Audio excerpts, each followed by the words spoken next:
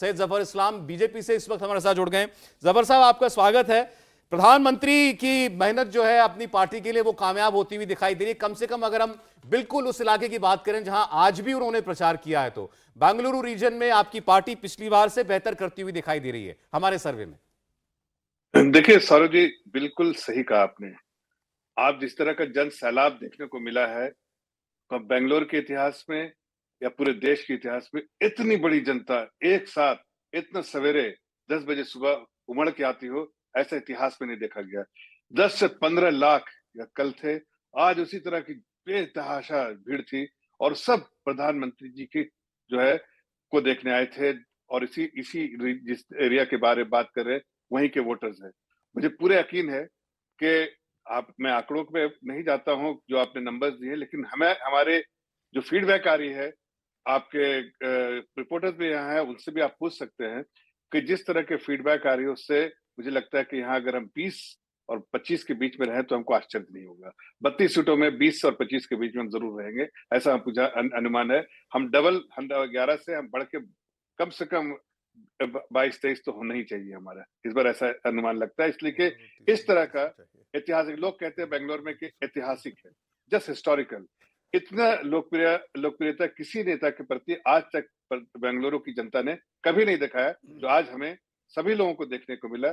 चाहे वो जो देश से लोग देख रहे हो टीवी, आपके जैसे टीवी चैनल पे, या जैसे हम लोग फिजिकली यहाँ पर थे, बिल्कुल अनुमान ही नहीं लगाया जा सकता कि इतनी भीड़ घर से कैसे, उस मोहल्ले से, सारे मोहल्ले से, रास्ते से उठ के आ गई थी। उसे समझ में आता है कि लोकप्रियता जो है प्रधानमंत्री जी के आने से और उनके कैंपेन करने से जो बिल्कुल माहौल बदल गया है।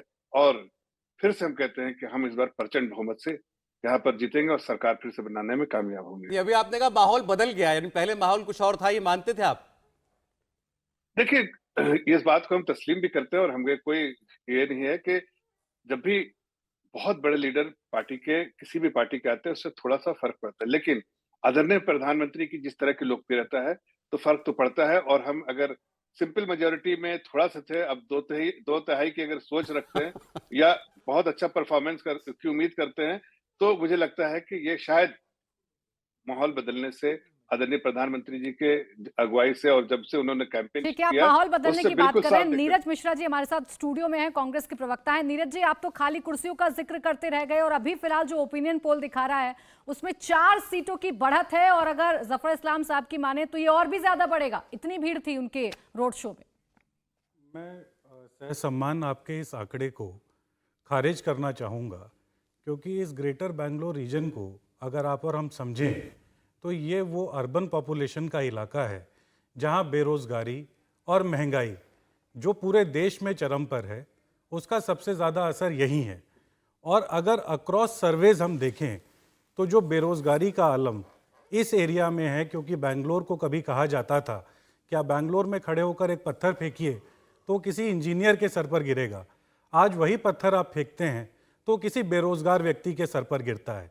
तो इसीलिए हम लोग ये मान के चल रहे हैं कि यहाँ जो आपको रिजल्ट देखने को मिलेगा वो उस बेरोज़गारी, उस महंगाई के खिलाफ वोट होगा। और ये 32 में से 25 से लेकर 28 सीटें कांग्रेस पार्टी के फेवर में आपको दिखेंगी यहाँ पर। इंडिया टीवी हर वक्त हर जगह डाउनलोड करने के लिए सर्च करें India TV news Google play store या ऐप स्टोर पर।